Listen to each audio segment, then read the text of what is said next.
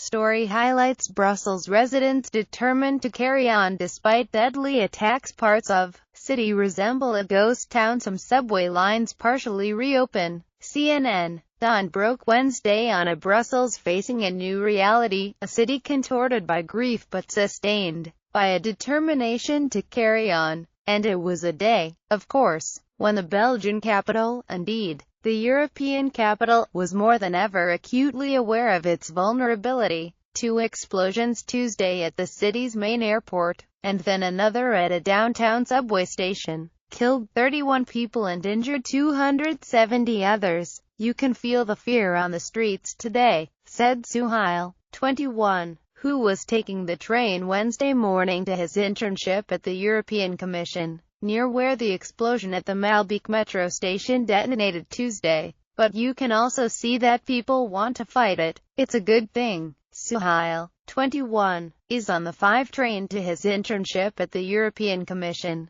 near where the metro explosion at #Maelbeek went off yesterday. His cousin was at the #Brussels airport yesterday when the bombs went off, but he's okay. You can feel the fear on the streets today, but you can also see that people want to fight it, he says. It's a good thing. A photo posted by Nick Thompson, at Nick Thompson 88, on March 23, 2016 at 2:59 a.m. PDT And Sarah, who is 20, sounded a similar note as she headed to school, as usual, in West Brussels on Wednesday. Read more. We know these things can happen, she said, but we must go on. Both commuters declined to give their last names. Sarah, 20, is heading to school in West #Brussels today. Her friend's friend disappeared yesterday after the train attack at Maelbeek. We know these things can happen, but we must go on. A photo posted by Nick Thompson, at Nick Thompson 88, on March 23, 2016 at 2:41 a.m. PDT As Belgium mourned and Brussels struggled back toward some semblance of normality. New details emerged about the attacks. Prosecutor Frederic Van Leeuw identified Ibrahim El Bakraoui as one of the airport suicide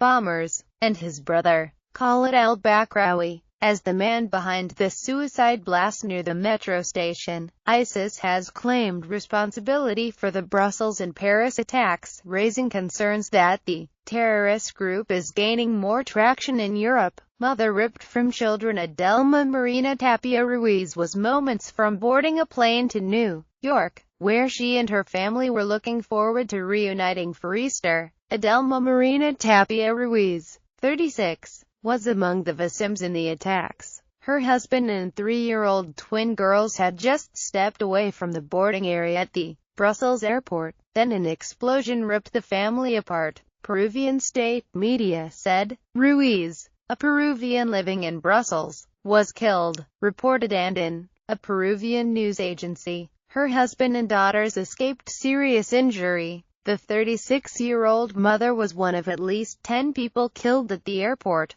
About an hour later, 20 people were killed at the Maelbeek subway station. We were fearing terrorist attacks, Belgian Prime Minister Charles Michel said Tuesday, and that has now happened. Brothers identified, manhunt underway. Brothers Khalid, left, and Ibrahim El Bakraoui are suspected in the attacks. The Bakraoui brothers are suspected of having ties to the November terror attacks in Paris, which left 130 people dead. Khalid El Bakraoui rented a Brussels apartment that was raided last week, a senior Belgian security source told CNN. The brothers were known to police for involvement in organized crime but not for terrorism, Belgian state broadcaster RTBF reported. As officials try to learn more about the Bakraoui brothers, investigators are scrambling to find a third suspect believed to be at large. Brussels attack investigation. What's next for authorities? Police are after the man on the right in connection with the airport attacks. That man, shown in surveillance footage wearing a light-colored jacket and black hat, was seen pushing a luggage cart along with Ibrahim El Bakraoui and another apparent suicide bomber. The third left a bomb in the airport but it didn't explode.